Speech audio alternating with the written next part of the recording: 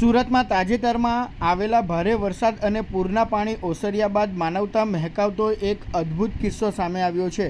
સુરતના Jahangirpura botanical garden પાસે footpath પર રહીને ભંગાર વીણવાનું કામ કરતા ગૌતમ દેવી પૂજકે પૂરના પાણીમાં વાહનોમાંથી તૂટીને તણાઈ ગયેલી 50થી વધુ નંબર પ્લેટ શોધીને સુરક્ષિત સાચવી છે। સામાન્ય રીતે આર્થિક તંગી ભોગવતા લોકો આવી વસ્તુઓ ભંગારમાં વેચી દેતા હોય છે, પરંતુ ગૌતમભાઈએ આ નંબર પ્લેટનો ઢગલો કરીને લોકોને આરટીઓના મોંઘા દંડ અને ધક્કામાંથી બચાવવા માટે એક અનોખી સેવા શરૂ કરી છે। તેમણે વાહન ચાલકો માટે નિયમ રાખ્યો છે કે ગાડીની અસલી આરસી બુક બતાવો અને તમારી નંબર પ્લેટ તદ્દન મફતમાં લઈ જાઓ। આ કિમિયો તેમણે એટલા માટે અપનાવ્યો છે જેથી કોઈ નંબર પ્લેટનો ખોટો દુરુપયોગ ન કરી શકે। આ દરમિયાન વિવેક ભવાનિયા નામના એક જાગૃત યુવાને ગૌતમભાઈની આ પ્રશંસનીય કામગીરી જોઈ તેમનો વિડીયો બનાવીને સોશિયલ મીડિયા પર વાયરલ કર્યો હતો।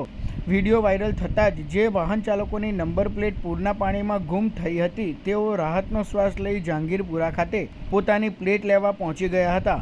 નવી નંબર પ્લેટ કઢાવવાની લાંબી કાયદાકીય પ્રક્રિયા અને સરકારી કચેરીઓના ધક્કામાંથી બચેલા વાહન ચાલકોએ ફૂટપાથ પર રહેતા શ્રમિક ગૌતમભાઈની આ ઈમાનદારી અને અનોખી માનવતા બદલ દિલથી આભાર વ્યક્ત કર્યો હતો। હવે પાણી ભરાયેલા હતા, હવે નંબર પ્લેટ લોકો અહીંથી ગાડી લઈને ખૂબ પાણી હતું એટલે ગાડીથી નીકળતા હતા એટલે એમની નંબર પ્લેટ અહીંયા પડી ગઈ હતી, જેથી કરીને લગભગ રાતે 11 વાગ્યાની આસપાસ આ ભાઈએ બધી પાણી ઉતાર્યા હશે તો નંબર કલેક્ટ કર્યા હશે બધી પ્લેટો અને નંબર કલેક્ટ કર્યા એટલે એમને મૂકી રાખી હતી એટલે મારે અહીંથી જવાનું હતું એટલે મેં સોશિયલ મીડિયા થ્રુ મેં વિડીયો બનાવ્યો અને ભાઈને એમ કીધું કે ભાઈ આ કોઈ પણ વ્યક્તિ આવે તેને આરસી બુક સિવાય તમારે આ વિડીયો નંબર પ્લેટ છે તે આપવાની થતી નથી। આરસી બુક બતાવે પછી વેરીફાઈડ કરીને તમારે આપવાની રહેશે।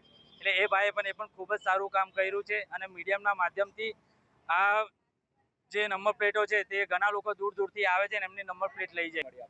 અહીંયા પાણી ભરાયેલું હતું તે એમાં નંબર પ્લેટ બધી મળેલી હતી। કેટલી નંબર પ્લેટ હતી? નંબર પ્લેટ હતી 40 થી 50 જેવી નંબર પ્લેટ હતી। તમે કેટલા વર્ષથી આ કઈ જગ્યા પર રહો છો? અહીંયા બોટનિકલ ગાર્ડન અમારે રહેવાનું છે, 10 વર્ષથી રહીએ છે। વેરીફાઈ તો કરીએ છીએ, એમનો આરસી બુક લઈએ છે ને એમાં જોઈને પછી અમને આપીએ છીએ।